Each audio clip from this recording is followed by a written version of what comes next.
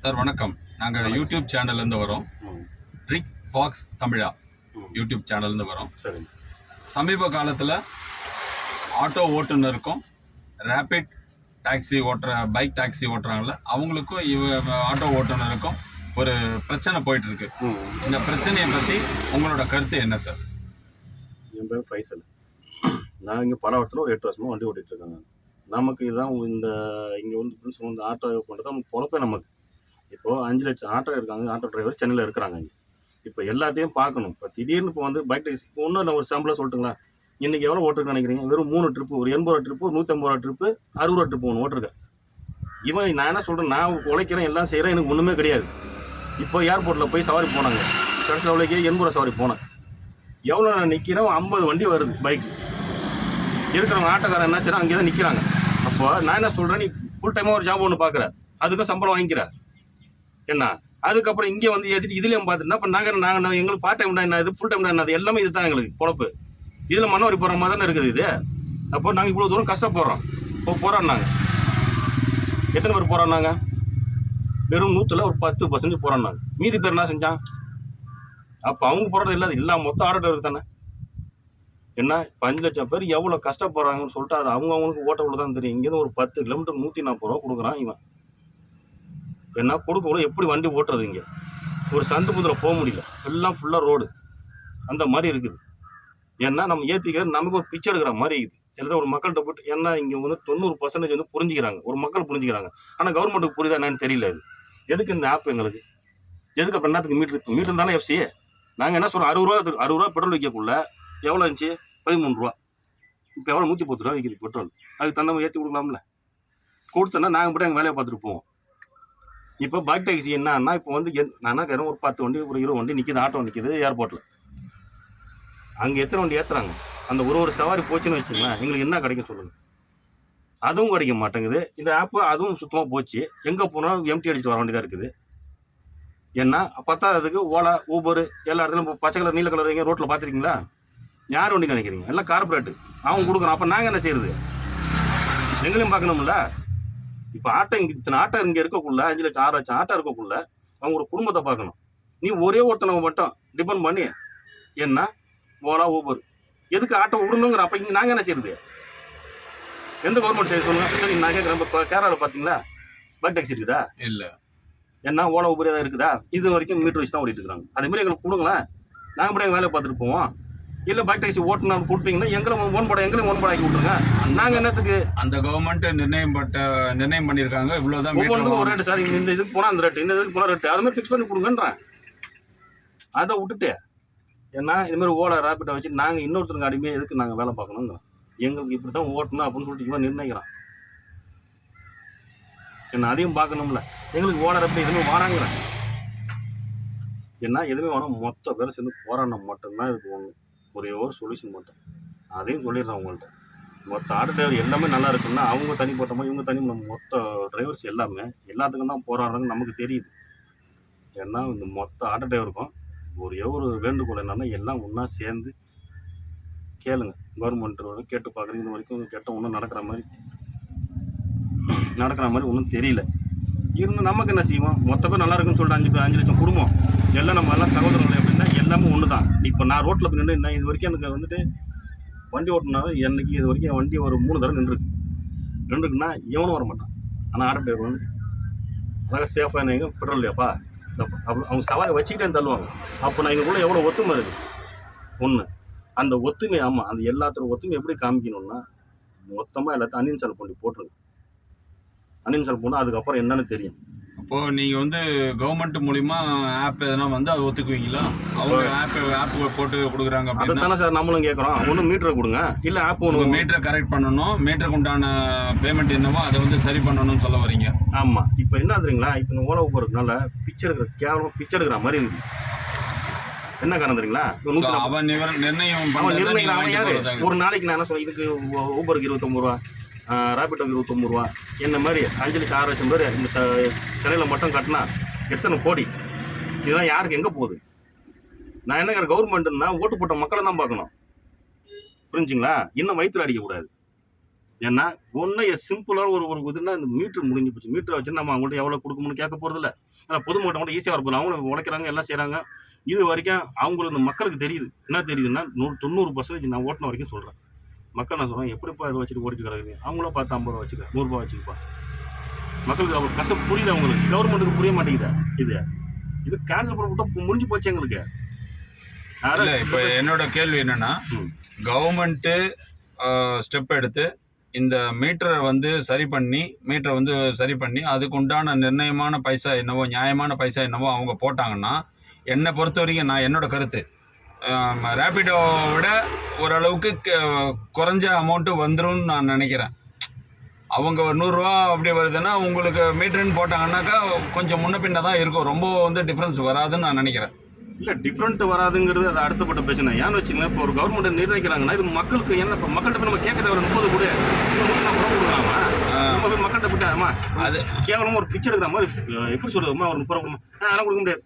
யாரு நான் அதே மீட்டர் இருந்துச்சுன்னாக்கா அந்த மீட்டர்ல என்ன இருக்கோ அதை பார்த்து கொடுத்துட்டு போயிட்டே போறாங்க. கரெக்ட் தான், இதுதான் உண்மை, இதுதான் இது சொல்யூஷன். இதுதான் ஏன்னா இந்த அதுக்கப்புறம் வந்து என்னன்னு வச்சுங்களேன், இப்போ நான் பார்த்த வரைக்கும் ஒரு எக்ஸாம்பிள் 90% சொல்கிறேன். அவங்களுக்கு இந்த மக்களுக்குலாம் புரியுது, எல்லா கஷ்டமும் புரியுது. அப்பப்பா அவங்க கஷ்டப்பட்டு தான் போகிறப்ப சரி 30 தரான்றாங்க, வாங்க 50 தரம் சேர்த்து தரம் போவாப்பா. அவங்களுக்கு புரியக்குள்ள இந்த ஆப்பை உள்ளே நுழைச்சிக்கிட்டு ஏன்னா யாருக்கு போகுது, எங்கே போகுது காசு, ஏன்னா கடைசி நாங்கள் எல்லாம் இங்கே இதை உட்காந்து கிடக்குறோம். இப்போ 1-2 வண்டி பார்த்தேன், பச்சை கலர் நீல கலர்னு கொண்டு வந்து ஊபர் வண்டியோ ஓலா வண்டியோ ஓடுது. அங்கே பார்த்தோன்னா சிட்டிக்குள்ளே போகணும்னு வச்சுங்களேன், அதான் ஓடுது. ஆட்டோக்கெல்லாம் வந்து தேர்ட் பார்ட்டி இன்சூரன்ஸா? ஆமாம், இதில் என்னன்னு வச்சுங்களேன், இப்போ பைக்குக்கும் இதுக்கு என்ன வித்தியாசம்னா, பைக்கில் போகிறாங்க ஏன்னா ஏதோ ஒன்று ஆச்சு, ஏதோ ஒன்றுன்னா அவன்கிட்ட இன்சூரன்ஸு வந்துட்டு அவனுக்கு மட்டும் தான் வண்டிக்கு தான் கிளைம் ஆகும், அவனுக்கும் ஆகாது. ஏதுக்கு பின்னாடி போகிறோம் இவங்களுக்கும் ஆகாது. இது தேர்ட் பார்ட்டி இன்சூரன்ஸ். ஏன்னா எனக்கு ஆட்டோவுக்கு வரவங்க பேசஞ்சருக்கு நம்பி நம்மளை ஏறி உட்காடுறாங்க. அதே வந்து பைக் டைஸில் வந்து நிறைய நானே கேட்டிருக்கேன். பைக் டைஸ் பற்றி என்னம்மா நினைக்கிறீங்க நானே கேட்டேன். ஏன்னா குடும்பம் உள்ளவங்க எப்படி சொல்கிறாங்க, நல்ல குடும்பத்தில் உள்ளவங்க எப்படின்னா இதான் யோசிப்பாங்க. யாரு கூட நம்ம யாருன்னு தெரியும், நான் என்னத்துக்கு போகணுன்னு அந்த ஒருத்தவங்க கேட்டாங்க. நான் பேர் சொல்ல விரும்பல, அவங்க கேட்குறாங்க. எனக்கு ஆட்டோவில் ஒரு சமஸ்யா எப்படி, எனக்கு எங்கே வரணும், பின் சீட்டில் பின் இருக்கையில் உட்கார வச்சு பத்திரமா எட்டுமே கௌரவமாக விடுறதுக்கு ஆட்டோ தான் பெட்ரு என்னை பொறுத்த வரைக்கும். ஆனால் இது 2 வீலர்ன்றப்போ யாருன்னே நல்லவன் கெட்டவன் யாருன்னே தெரியாது, அவங்க பின்னாடி உட்காந்து போகிறது வந்து பார்க்குறவங்களுக்கு தப்பாக தான் போடுவது கண்டிப்பாக. அது ஒன்று. ரெண்டாவது என்னன்னா, இவங்க ஓட்டிட்டு இருக்காங்க பார்த்தீங்களா, பைக் டாக்ஸி ஓட்டுறாங்க பார்த்தீங்களா, அவங்களுக்கு வந்து நம்ம அடிக்கிறதோ துன்புறுத்ததோ எதுவுமே தேவையில்லை. ஒன்றும் ஓன் போட வச்சு டாக்ஸி ஆக்கிட்டேன், முடிஞ்சு போச்சு. அதுதான் கவர்மெண்ட் சட்டத்தில் கிடையாது இது. அதே மாதிரி எங்களுக்கு ஆக்கி விட்டா எங்களுக்கு வருஷத்துக்கு ஒரு 60,000 மிச்சமாகும். எஃப்சி, ரோட் டாக்ஸு, பர்மிட்டு, எந்த அளவு நமக்கு தேவையே கிடையாது. இல்லை உங்களுக்கு எல்லோ போர்டு போட்ட மாதிரி அவங்க வண்டி வந்து எல்லோ போர்டு ஆக்கிட்டா இன்னும் பெட்ரு. எல்லோ போர்டு ஆக்கி போட சொல்லுங்க, கவர்மெண்ட் ப்ரொசீஜரை போட சொல்லுங்க. ஒரு ஜிபிஎஸ் வைக்க சொல்லுங்க. ஜிபிஎஸ் போட்டு ஸ்டேஷன் வந்து இப்போ ஒரு தெருவில் வந்து இப்போ வந்து ஏறுறீங்க, இப்போ நம்ம ஒரு பேர் அழைச்சிட்டு போகிறேன். இப்போ ஆட்டோன்னா என்ன செய்வாங்க, இந்த ஆட்டோ போச்சுப்பா, இந்த நம்பர் போச்சுப்பா, எல்லாம் இப்படி போச்சுப்பான்னு போட்டு எல்லாமே கண்டுபிடிச்சிடலாம். பைக்கில் போனால் எங்கே கண்டுபிடிப்பீங்க? இதான் ஒன்று ஆச்சு, முடிஞ்சு போச்சு, எங்கே போய் கண்டுபிடிப்பீங்க பைக்கில் போனால்? அதை பார்க்கணும்ல. கேட்ட மக்கள் நான் சொல்லுவாங்க, என்னோட காசு கம்மியாக இருக்குது, நான் போகிறேன் வரேன், அது உங்களோட தனிப்பட்ட விருப்பம் அது. ஆனால் உட்காரக்குள்ளேயும் கொஞ்சம் யோசிக்கணும். இப்போ இந்த ஆப் வந்ததுக்கப்புறம் சும்மா இருக்கிறவங்க பூரா எப்படி இந்த இதுக்கு வந்தாங்க, நம்ம என்ன சொல்கிறது, குக்கிங் இதுக்கு சம்மந்தப்பட்டவங்களாம் வராங்கல்ல. ஆமாம், ஜொமேட்டோ அந்த மாதிரி. இது வந்து சும்மா இருக்கிறவங்க பூரா பேரும் சும்மா இருக்கிற நேரத்தில் பைக்கை வச்சுக்கிட்டு போயிட்டு இதை ஆப்பை போட்டுக்கிட்டு மூவ் பண்ணுறாங்க. இது வந்து ப்ரொசீஜர் இல்லாமல் போயிட்டு இருக்குது. ப்ரொசீஜர் வந்து இது வந்து கவர்மெண்ட் வந்து கேர் எடுத்து இதை வந்து இதை வந்து வளர விடாமல் இதுக்கு உண்டான வழி இப்போவே அவங்க ஏதாவது அதுக்கு ஒரு சொல்யூஷன் எடுத்தாங்கன்னா இருக்கிற ஆட்டோக்காரங்களுக்கும் மற்ற 2 பேருக்கும், அதாவது ஆட்டோ ஓட்டுநர் அவர்களுக்கும் ரேபிடோ சம்மந்தப்பட்டவங்களுக்கும் பிரச்சனை இல்லாமல் ஒரு சொல்யூஷன் கிடைக்கும். மெயினாக வந்து மீட்டரை இங்கே கரெக்ஷன் பண்ணாங்கன்னா இதில் வந்து அவங்க சாட்டிஸ்ஃபை ஆகிடுவாங்க. பாதி சாட்டிஸ்ஃபேக்ஷன் வந்து மீட்டரை கரெக்ட் பண்ணாவே ஆட்டோக்காரங்க வந்து ஓரளவுக்கு சால்வ் ஆகிடும் பிரச்சனை. மீதி வந்து மீதி பாதியை வந்து ரேபிடோ கண்ட்ரோல் பண்ணி அவங்கள ஒரு வழிக்கு கொண்டு வந்துட்டா வச்சுங்க, இப்படி தான் செய்யணும், இப்படி தான் போகணும், இது இந்த மாதிரி ரூல்ஸு ரெகுலேஷன்ஸு, எல்லோ போர்டு, இதுக்கு இன்சூரன்ஸ் கட்டணுன்ற மாதிரி ஒரு டாப்பிக்கை கொண்டுட்டு வந்தாங்கன்னா அவங்களுக்கும் வந்து பொறுப்போட ஒழுங்காக ஓட்டத்துக்கு. அதே மாதிரி ஓட்டுறவங்க கம்பல்சரி ஹெல்மெட் இருக்கணும், ஓட்டுநருக்கு ஹெல்மெட் இருக்கணும், கம்பல்சரி பின்னாடி உட்காந்து இருக்கிறவங்களும் ஹெல்மெட் வச்சுக்கணும்.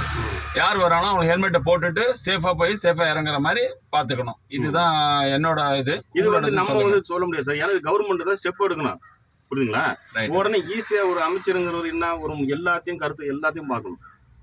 எங்களுக்கு ஃபுல் டைமுங்கிறது இதுதான் ஓட்டணும், இதுதான் பொழப்பு, எங்களுக்கு வாடகை கட்டணும். உங்களுக்கு சொல்ல போனால் ஒரு வாரம் ஆச்சு நான் வாடகை கொடுத்து. இப்போ மணி என்ன 6 மணிக்கு எடுத்த வண்டி மணி என்ன இது வரைக்கும் 350 ரூபா ஓட்டுங்க. ஏர்போர்ட்டில் போய் உட்காந்து 1.5 மணி நேரம் அங்கே 100 வண்டி பைக் வருது. இப்படியே ஏற்றிட்டு போனால் நாங்கள் என்ன செய்யுது? நாங்கள் மனுஷன் தானே என்ன இது? நான் என்ன சொல்கிறேன், எங்களுக்கு ஒரு ஆசை, எங்களுக்கு நான் ஒரு லட்சக்கணக்கான உழைப்புக்கு ஊதியம் கிடைச்சா போதும். நான் என்ன சொல்கிறேன், சில பேர் என்ன சொல்கிறேன், சில பேர் பண்ணுற தப்பு மக்கள் என்ன சொல்கிறாங்க, அதிகம் காசு கேட்குறாங்கன்றாங்களா? ஒருத்தவங்க 2 பேர் பண்ணி எல்லாமே பண்ணாங்களா? இதுதானே அதிகம் காசு கேட்குறாங்கன்றத கண்ட்ரோல் பண்ணுறதுக்கு தான் மீட்டர் ஆன் பண்ணுன்றேன். அது கவர்மெண்ட் பண்ணி கொடுத்துருச்சுன்னா அது செஞ்சு கொடுத்துட்டாங்கன்னா அதிகமாக ஏன் காசு கேட்க போகிறாங்க? எதுக்குமே வேலை நீ கம்ப்ளைண்ட் பண்ணு சார், இந்த பலான ஆட்டோக்காரர் என்னை மீட்டரில் 50 ரூபா வந்தது, என்ன ஒரு 100 ரூபாய் கேட்டு தொல்லை பண்றாருன்னு சொன்னாங்கன்னா ஆக்ஷன் எடுக்க போறாங்க. ஆமா, நீங்க சொன்னது ஈஸியா முடியும். இதுக்கு எல்லா சொல்யூஷன் இதான் சார். இல்ல எதுவுமே நடக்கலையா, எல்லாமே சேருங்க, நம்ம எல்லாம் ஒண்ணுதான். ஆட்டோ டிரைவருங்கிறது எல்லாம் எனக்கு கூட போனது மாதிரி இந்த மாதிரி தான் நடப்போம் தவிர இது வரைக்கும் நான் ஒவ்வொரு ரேப்பிட் ஓட்டுறேன் பார்த்தீங்களா, இது வரைக்கும் எனக்கு தெரிஞ்சு தாம்பரம் ரயில்வே ஸ்டேஷன் போவேன். அங்கே பாவம் வயசானவங்க இந்த ஆட்டோ டிரைவர்லாம் இருக்காங்க பார்த்தீங்களா, அப்படியே எனக்கு ஒரு மாதிரி ஆகும். ஏன்னா இந்த வாசல் அப்படியே ரொம்ப இதாக நிற்பாங்க. எப்படியே போன ஒவ்வொரு பக்கம் படிப்பதில் ஒன்றும் தெரியாது அவங்களுக்கு. அங்கேருந்து வராங்களா 100 ரூபா கொடுங்க 150, இந்த ஓலாவில் வருது பார்த்தீங்களா, நம்ம எவ்வளோ 30 ரூபா கேட்குறோமா, அதுதான் அங்கேயும் அவங்க கேட்க போகிறாங்க, புரியுதுங்களா? அங்கே போய் நான் ஏற்ற மாட்டேன். ஓலா ஊபர் ரேபிட்டோ அந்த இடத்துல எங்கே ஸ்டாண்ட் இருக்கு அங்கே போய் ஏற்ற மாட்டேன். இந்த மாதிரி எல்லாம் நினச்சிட்டு எல்லாம் ஒத்துமையானாங்கன்னு வச்சிங்களேன், எல்லாத்தையும் பார்க்கணும். ஏன்னா என்ன எதுக்கு நான் எதாவது சொல்கிறேன்னா, எந்த ஆட்டோ டிரைவர் பிள்ளையும் கான்வென்ட்டில் படிக்கல, எந்த ஆட்டோ டிரைவருக்கு சொந்த வீடு எங்கே அதிகமாக இருக்குதுங்களா? இல்லை, எல்லாம் வாடகை தான் இருக்காங்க. வாடகை கட்டணம் பொழுது எங்களுக்கு ஒரு ஆசை, ஒரு கான்வென்ட்டில் படிக்க வைக்கணும். எங்கே இந்த இப்படி ஓட்டினா சோத்துக்கே லாட்டி அடிக்கணும், எங்கே படிக்க வைக்கிறது? இப்போ உங்களோட கடைசி ஒரு கொஸ்டின், இப்போ மொத்த ஆட்டோ ஓட்டுநர்கள் இருக்காங்கல்ல, அவங்களுக்காக நீங்கள் கடைசியாக கொடுக்குற உங்களோட பதிவு என்ன, உங்களோட கருத்துக்கள் என்ன? என்னோட கருத்து என்னன்னு வச்சுக்கோங்க, எங்களோட கருத்து என்னோட தனிப்பட்ட முறையில் விட்டுருங்க. ஆட்டோ அதாவது உங்களோட ஆட்டோ கருத்து, ஏன்னா எல்லா இடத்துலையும் தான் ஆட்டோக்கார பிரச்சனை பண்ணிட்டு இருக்காங்கன்னு சொல்றாங்க. ஸோ உங்க ஆட்டோ ஓட்டுநர்களோட வலியும் வேதனையும் இப்போ சொன்னீங்க. அந்த அது ஃபைனலாக எது இருந்ததுன்னா உங்களுக்கு கிளியரன்ஸாக இருக்கும், எது இருந்ததுன்னா உங்கள் வாழ்வுக்கு மேலே போகிறதுக்கு வசதி போட்டுன்றதை சொல்லுங்கள். இப்போ மேலே போகிறோம் அப்படின்னு ஒன்றும் இல்லை, இதுக்கு ஒரே ஒரு வழி மட்டும் தான் இருக்குது. ஒன்று மீட்ரு, நம்ம எதையுமே கேட்கல, மீட்டரை கொடுங்க, அது இருந்தாலும் போதும். இல்லையா அதுவும் முடியலையா, கவர்மெண்ட் மூலியமாக ஒரு ஆப்பு கொடுத்தா கூட போதும். 3 இதை வச்சு மாற்றி குறைச்சி போட்டு நான் என்ன சொல்கிறேன், அந்த இதில் நம்ம எதுவுமே வேணாம் சார். நான் இன்னொரு அது இந்த மீட்ரு என்ன இல்லைன்னா ஆப்பு, இது எதுக்குன்னு கேட்குறேன். இதை கேன்சல் மொத்தம் நான் சொல்கிறேன், ஒன்று கேட்டு பார்ப்போம். இல்லை நம்மளை மொத்தம் ஆட்டோ டிரைவர் எல்லாமே சேர்ந்துட்டு ஒரு ஸ்டெப்பு எடுத்தாங்கன்னு வச்சுங்களேன், இது ஈஸியாக முடிஞ்சிடும்.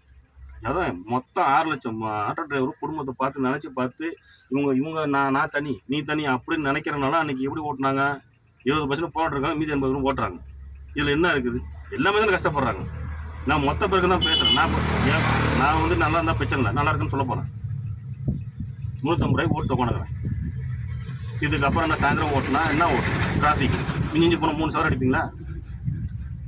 இப்போ ஓனர் நல்ல ஒரு நாள் விட்டு வச்சுக்கிறாரு என்னையா, ஏன்னா இன்னைக்கெல்லாம் நாளைக்கு கட்டிடுவாருன்னு அப்படி ஒரு நம்பிக்கை. என்ன இதுக்கு இதான் சார் சொல்யூஷன். ஒன்றும் மீட்ரு இல்லை கவர்மெண்ட் ஆப்பு, அதுவும் ரெண்டும் இல்லையா, இது அன்இன்ஸ்டால் பண்ணிட்டு எல்லாம் மொத்தமாக சேர்ந்து அன்இன்ஸ்டால் பண்ணிட்டு போனால் முடிஞ்சிச்சு, அவ்வளோதான். இதுதான் சொல்யூஷன். இது நம்ம மொத்த ஆட்டோ டிரைவர் எல்லாத்தையும் கேட்குற ஒரே வார்த்தை தான். எல்லாமே அண்ணன் தம்பியாக இங்கே கூட போகிற மாதிரி அப்படி நினச்சிக்கிட்டு நம்ம குடும்பம் தான் இந்த ஆட்டோ டிரைவர் நினச்சாங்கன்னா எல்லாத்துக்கும் ஒரு சொல்யூஷன் இருக்குது. ஒத்துமை மட்டும் இருந்துச்சுன்னு வச்சுக்கோங்க ஆட்டோ டிரைவர்கிட்ட. எங்கள் ஆட்டோ டிரைவர் தட்டிக்கு ஆளே கிடையாதுங்க. என்ன பிரசவத்துக்கு நாங்கள் 20 சொல்லிட்டு முன்னாடியே பறிச்சு பார்த்தீங்கன்னா யார் செஞ்சா, எல்லாத்தையும் நினச்சி பார்க்கணும். எல்லாத்தையும் நான் என்ன சொல்கிறேன், கஷ்டத்துக்கு ஒரு சொல்யூஷன் கொடுங்கன்றேன். இந்த முறை ஓட்ட கூடாது, இதுக்கு என்ன ஓட்ட போகிறேன் என்ன செய்யணும், ஒன்றுமே தெரியாமல் முடிச்சுட்டு இந்த வீட்டு வாடகை 2% பாக்கி என்ன செய்யணும். என்ன இதுக்கப்புறம் கவர்மெண்ட் தான் முடிவு எடுக்கணும். ஓகே சார், அந்த 5 லட்சம் 6 லட்சம் டிரைவர் அவங்களோட குடும்பத்தை பார்க்கணும். ஃபஸ்ட்டு பார்த்துட்டு ஏதாவது ஒரு நல்ல முடிவு எடுத்தால் மட்டும்தான் உண்டு. ஓகே சார், இவ்வளோ நேரம் உங்ககிட்ட எங்கள் யூடியூப் சார்பில் உங்ககிட்ட பேசணும்.